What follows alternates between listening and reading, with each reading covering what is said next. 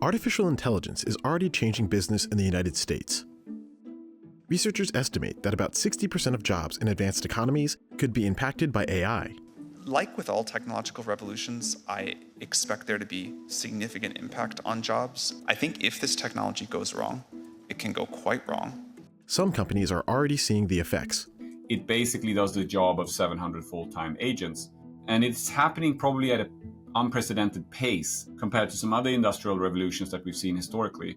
There will be a time in the future where robots can do most of what humans currently do. We're not there yet, and shame on us if we end up using it to make people worse off.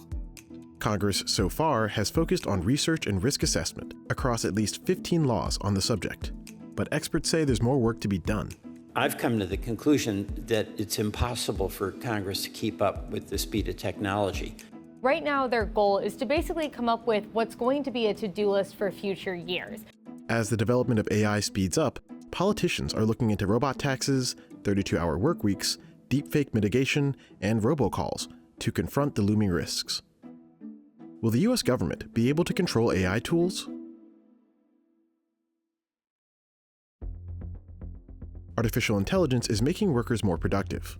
Productivity comes from improvements in technology. The steam engine was a big technology that raised living standards, electricity, computers, and now artificial intelligence is the great general purpose technology of our era. For example, one study found that workers who use AI assistants increased their productivity by 14% per hour on average. This particular study focused on customer service call centers. Newer workers, the less skilled workers, got the biggest gain. They got about a 35% gain, whereas the most skilled workers got basically zero gain. So it was kind of a leveler. Part of what seemed to be going on was that it was capturing the tacit knowledge about how to create good answers from the best workers, the best answers, and making it accessible to the rest of the workers. Economists and politicians believe this technology could be deployed very quickly, and in fact, it already has. When we launched this AI chatbot, what blew us away was just that it basically was capable of taking care of 2/3 of all the incoming errands that we have over chat, and was doing so with same or even many times higher customer satisfaction score than the human agents were. Sebastian Siemiatowski is the CEO of Klarna, a Sweden-based financial services provider. The company offers buy now, pay later options on websites for over 500,000 merchants, including Nike, Instacart, Getty, REI, and Brooks Brothers. The first thing the customer writes in the chat is agent. Like, I want to speak to a human. And I think that the reason for that is simply that all of us have had such a horrible experiences of these chatbots that were so not intelligent. But the difference with this chatbot that we launched is that people appreciate it.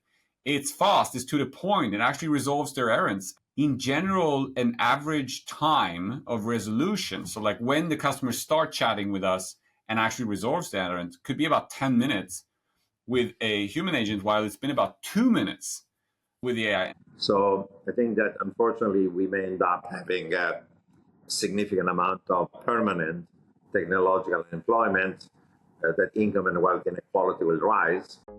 The concerns about inequality have led economists to study robot taxes. The idea is to charge companies that use technology to displace workers. The funds would help governments make up for the loss of income and payroll taxes that robots aren't charged, with some revenue set aside to support displaced workers. The ideal level for this tax would be 1 to 3.7%, according to researchers at MIT. By comparison, both employers and employees pay 7.65% for payroll taxes, in addition to other taxes at the federal, state, and local levels. One of the first rules of taxation is whatever you tax, you get less of. Robots are part of what boosts technological growth. So I'm not sure we want to have less of that. In 2023, a group of New York State Assembly members introduced a bill that taxes corporations that use AI algorithms that replace workers in the state. But it's not law yet.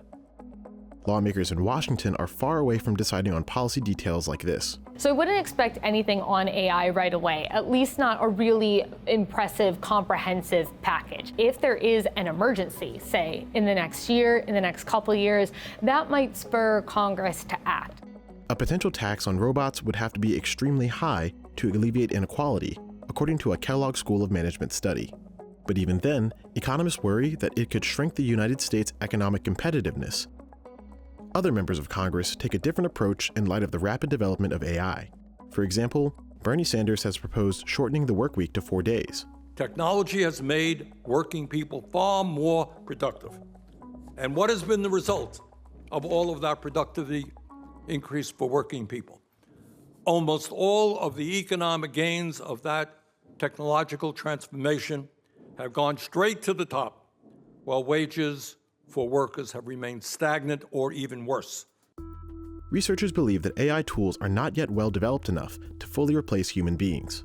If you've used ChatGPT, you know that it's fun and it's cool, but it sometimes makes mistakes. It can hallucinate, where it just makes up things that aren't true. That hasn't stopped investors from piling money into the tech sector, expecting huge gains in the future. Companies like Microsoft, Google, Apple, and Meta are all developing artificial intelligence co-pilots. But the dominant brand, OpenAI, isn't traded on public markets. OpenAI is of the highest quality and gives us the best experience. But there's tons of internal work on top of that amazing technology that they, help us with. Klarna says that OpenAI's assistant tool is estimated to produce $40 million in profit improvement in 2024. Large language models like ChatGPT and Claude and Gemini tend to work better the bigger they are, the more data they have. It is often kind of a winner-take-all or winner-take-most game. Over 50,000 workers lost tech jobs in 2024 as of April.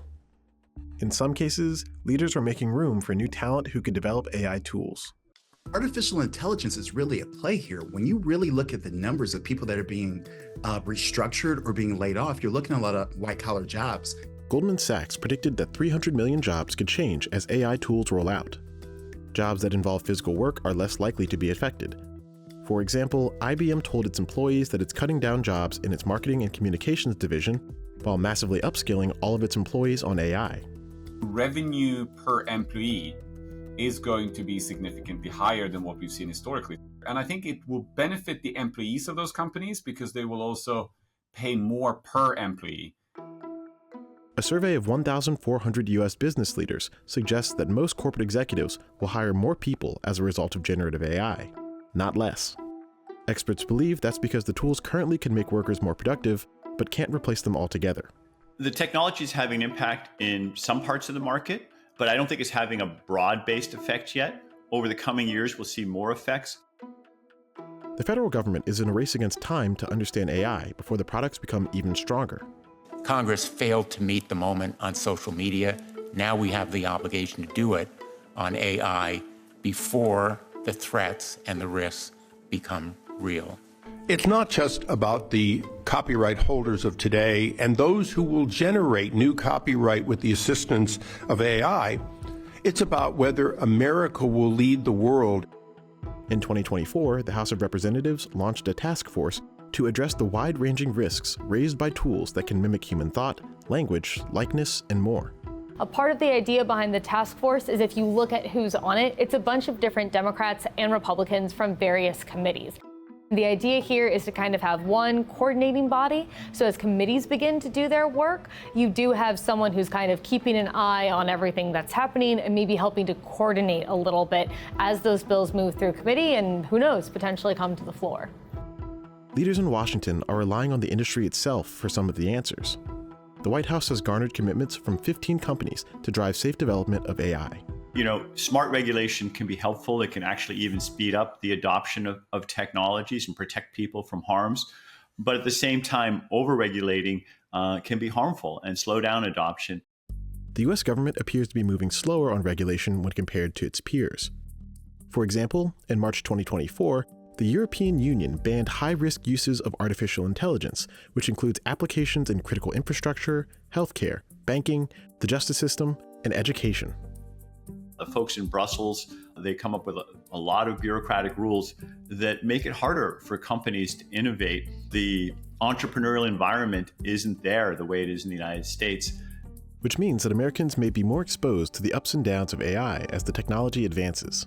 I think what you're going to probably see is what you see for a lot of other issues. You're going to be seeing Republicans taking the route of less regulation, more room for creativity, for growth, and for the economy. And then for Democrats, you're going to see kind of more of a concern. Is AI trying to discriminate against anyone? Could this be something that actually winds up hurting people rather than helping them? The critical question, the one that I would, urge policymakers to consider is, how do we support the people whose job are affected in a smart way, and so that it becomes truly a positive outcome for the whole of society? There will be a time in the future where robots can do most of what humans currently do. We're not there yet. Over time, we're going to have to update our tax system and even move to systems like universal basic income to make sure everybody get a share of the benefits that are created.